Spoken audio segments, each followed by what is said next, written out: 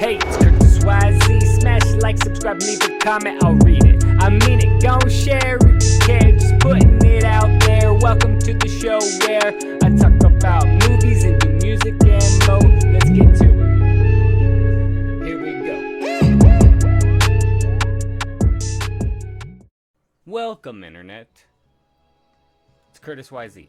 I'm not good at pitching, probably, but, and you know, the shirt says lit for a reason, but I said at one point, you gotta give George Lucas the respect for how cool Jar Jar could have been.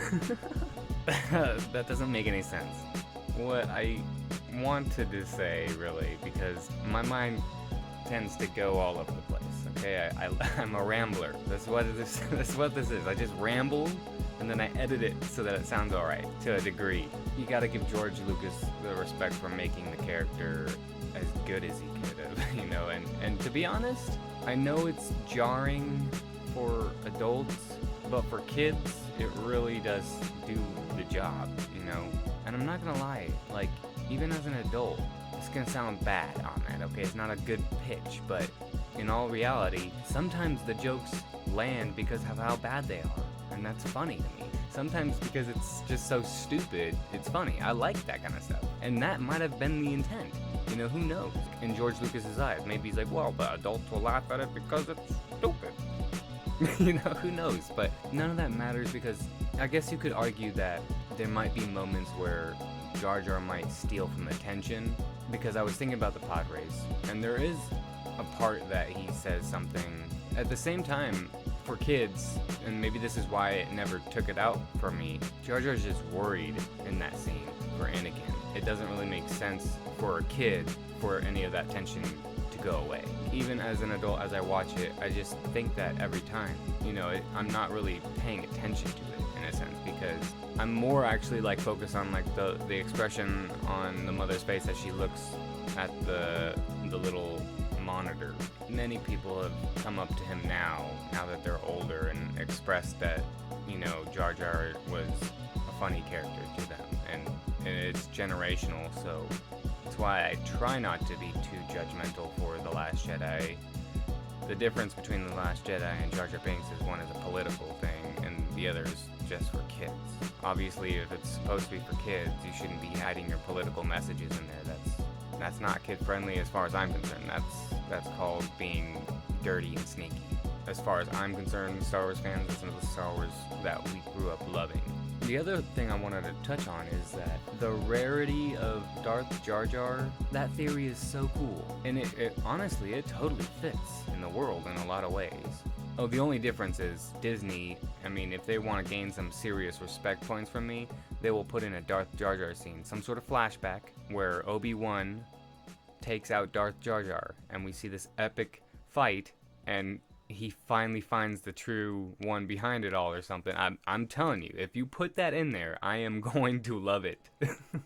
I know a lot of people won't, but if it's done right, it'll be funny. I'll be laughing and like, holy shit, this is so sick. I'm gonna be laughing because the idea is a little ridiculous. But at the same time, that's what makes Star Wars so cool, is that ridiculousness has always been so welcome to it. Think of any goofy looking alien in the cantina scene, and you already know that there's probably some sort of extended universe version of that character that's a Sith or a Jedi. So it really isn't far-fetched for the Star Wars universe for Jar Jar Binks to be a Sith Lord or some sort of something that was whatever it may have been, because I really do think that the hidden Joker, kind of an opposite of Yoda, symbolically, that whole setup would have been a crazy, crazy shocker. I think anybody that was starting to hate on Jar Jar would have immediately been like, holy crap, he pulled a fast one on all of us, because I did not see that coming. And then what's so cool is then they could look back and see all the clues.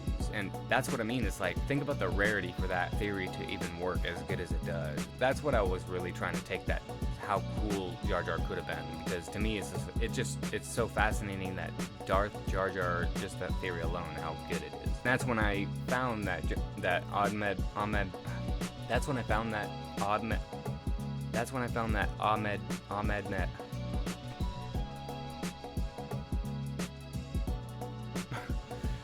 Ahmed Best. Okay, that's the guy's name, and I know how to talk, right? That's when I found that he had a new YouTube channel and that he was talking and he was sharing a lot of his stories.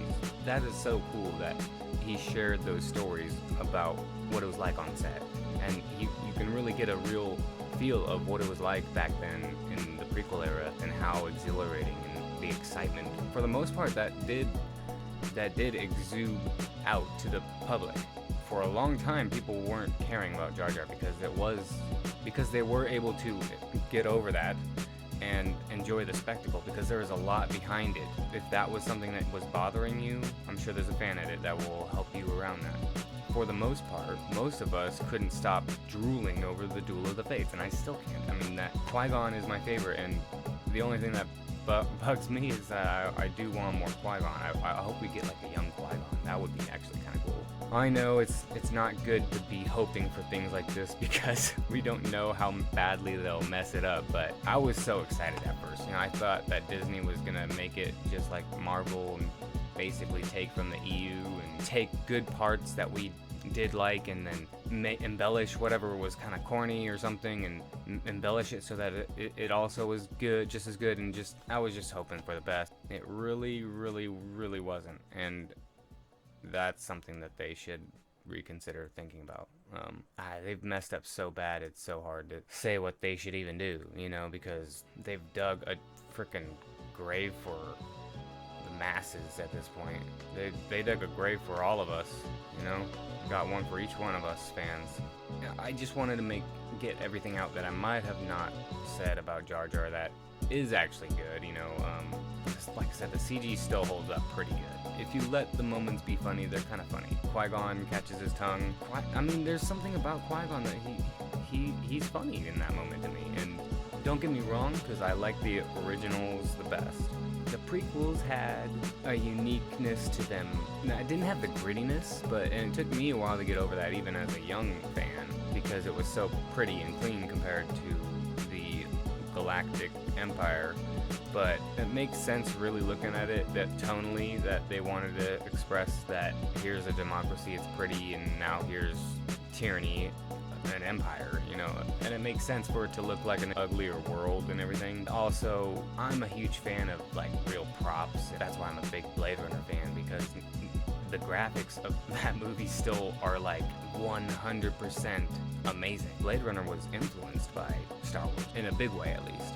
Not solely, obviously, but in a big way, Blade Runner was hugely influenced by the ability that Lucasfilm had to create the world that they were creating. I just think that, you know, regardless of what you think about Jar Jar, Ahmed Best did his best to, you know, do the character justice. He wasn't trying to hurt anybody.